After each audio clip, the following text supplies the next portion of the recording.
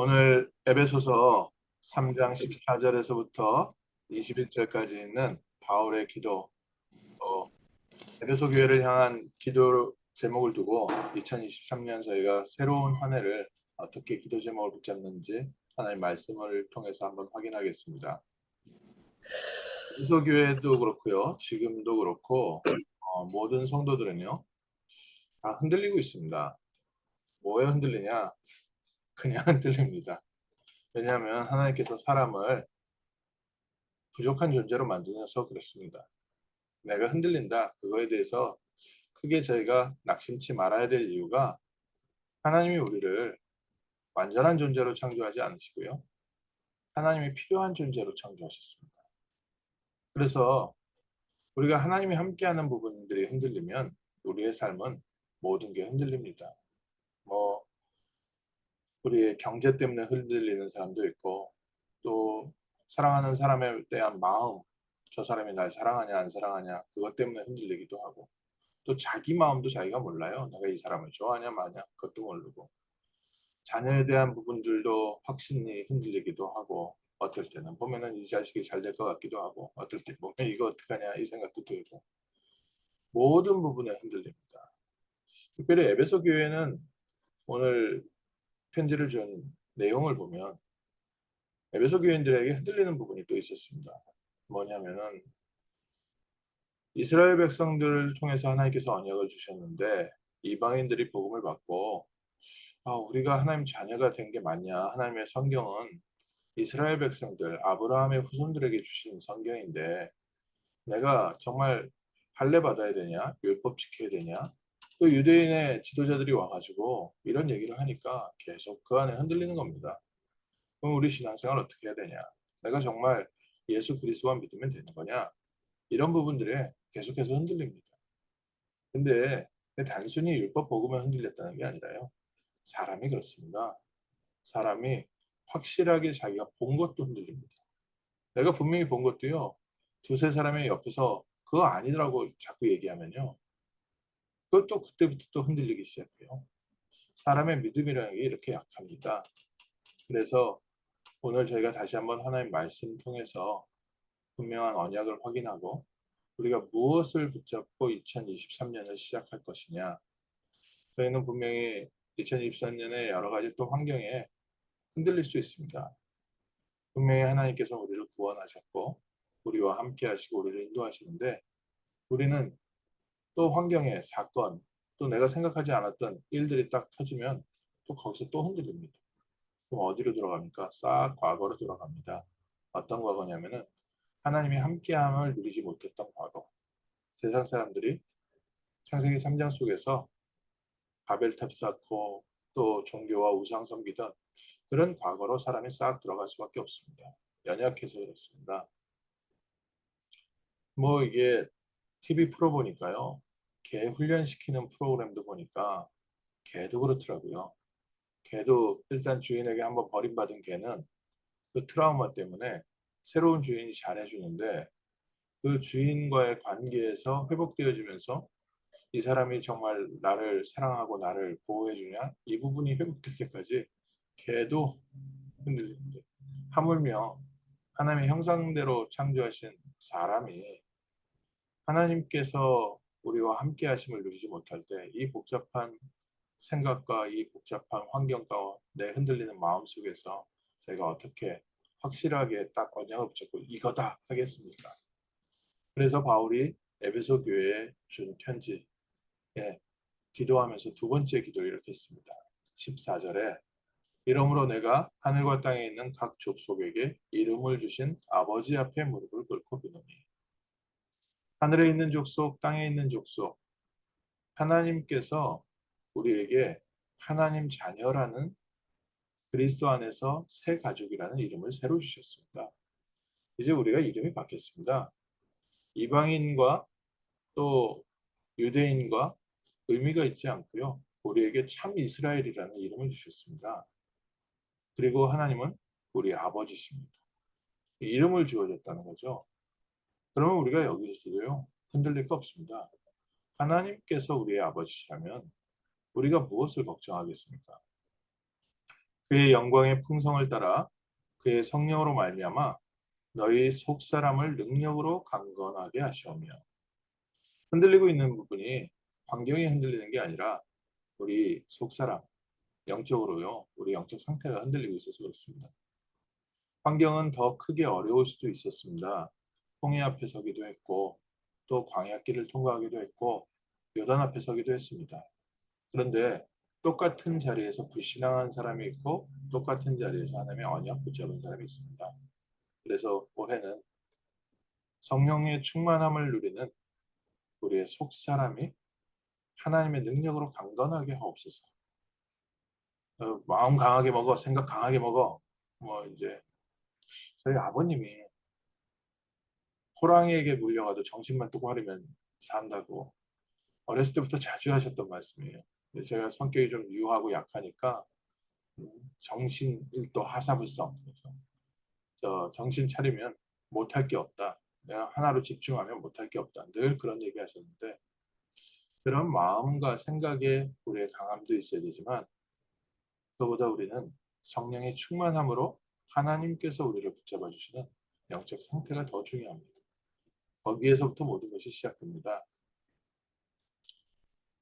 믿음으로 말미암아 그리스도께서 너희 마음에 계시게 하옵시고 하시옵고 너희가 사랑 가운데 뿌리가 박히고 터가 굳어져서 우리 안에 계시는 그리스도에 대한 믿음이 확고한 것.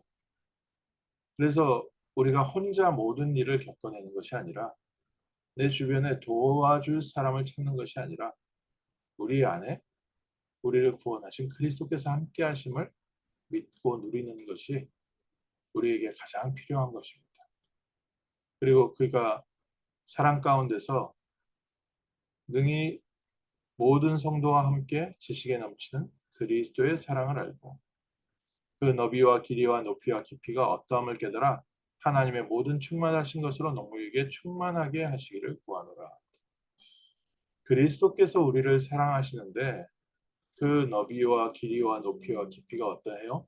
무한한 사랑. 하나님이 무한한 사랑으로 그리스도 예수 안에 있는 하나님의 사랑으로 우리를 지금 붙잡고 계십니다. 요한복음 3장 16절에 예수님께서 하신 말씀이시죠. 하나님이 세상을 이처럼 사랑하사 독생자를 주셨으니 이는 저를 믿는 자마다 멸망치 않고 영생을 얻게 하려 하십니다. 복음의 시작입니다. 하나님의 사랑. 오늘 우리가 다시 한번 확신입니다. 하나님의 사랑. 하나님이 우리를 사랑하십니다. 의심하지 마십시오. 하나님이 우리를 사랑하셔서 우리를 붙잡고 인도하고 계십니다. 흔들리지 마십시오. 우리는 흔들릴지라도 하나님이 우리를 향하신 사랑은 흔들리지 않으셨습니다. 이스라엘 백성이 계속해서 우상 숭배를 하는데 이스라엘을 향하신 하나님의 사랑은 변화되지 않으셨습니다. 지금까지도 하나님은 아브라함 족속에 주신 언약을 성취하고 계십니다. 오늘 우리를 그리스도 예수 안에서 구원하신 하나님의 사랑은 변화되지 않습니다. 창세 전부터 영세 전부터 우리를 예정하시고 우리를 태 속에서부터 아셨고 구분하셨고 하나님의 시간표에 우리에게 복음 알게 하시고 하나님의 자녀 삼으신 하나님의 사랑은 변화되지 않습니다. 그 너비와 길이와 높이와 깊이가 어떻습니까? 무한합니다. 우주보다 크다고 합니다. 우주가 얼마나 크냐? 일단 측정 불가합니다. 인간의 생각과 지식으로는 측정할 수가 없습니다. 그런데 하나님의 그 사랑이 그거보다 큽니다. 그래서 오늘 우리가 다시 한번 충만함을 얻어야 될 것이 하나님께 충만한 이 사랑으로 충만하시기를 주님의 이름으로 축원합니다. 오늘 하나님이 나를 사랑하시기 때문에 우리는 넉넉히 승리할 수 있습니다. 하나님이 우리를 사랑하시기 때문에 우리에게 일어나는 모든 사건 속에 하나님의 절대 계획이 이루어져 가고 있음을 우리는 믿음으로 알 수 있습니다. 하나님을 믿는 사랑, 그 사랑을 알기 때문에 우리에게 일어나는 모든 사건들 속에 지나가는 환경의 어려움은 있어도 우리의 마음의 어려움은 없습니다. 우리의 마음에는 감사와 감격과 기쁨입니다. 항상 기뻐하라, 범사에 감사해라. 우리에게 넘치는 부분이 그겁니다. 하나님이 사랑하시는데 우리의 삶에 그냥 허투루 일어나는 일이 없습니다. 하나님이 더 좋은 것을 주실 것이다. 하나님께서 결국에는 역사하실 것이다. 이런 믿음도 중요하지만 하나님이 사랑하셔서 이 길을 함께 걷고 계시면서 하나님의 언약인 세계복음화를 이루어가고 계신다. 정말 중요한 우리의 언약입니다. 그래서 3장 20절에 뭐라고 얘기합니까? 우리 가운데 역사하시는 능력대로 우리가 구하거나 생각하는 모든 것에 더 넘치도록 하실 이에게. 어저께 말씀에 하나님을 알게 하시라고, 하나님을 알게 하옵소서 기도 제목인데, 하나님은 어떤 하나님입니까? 하나님은 우리를 사랑하시는 하나님이시고요. 우리에게 이름을 주신 하나님이시고요. 우리가 생각지도 못한 일을 인도하고 계시는 그리스도를 보내신, 그리스도 안에서 우리를 구원하신 하나님이신데, 그 하나님은 그 능력의 역사로 말미암아 우리가 기도하거나 생각하는 것에 더 넘치도록 우리에게 응답하고 계십니다.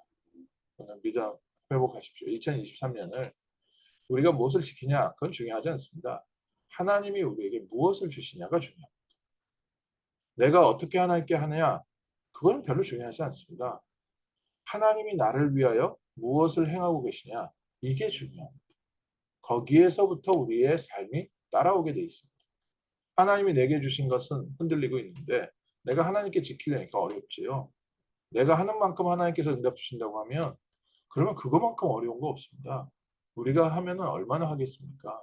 그런데 하나님은 어떤 하나님이냐? 우리가 구하거나 생각하는 모든 것에 더 넘치도록 하시는 하나님.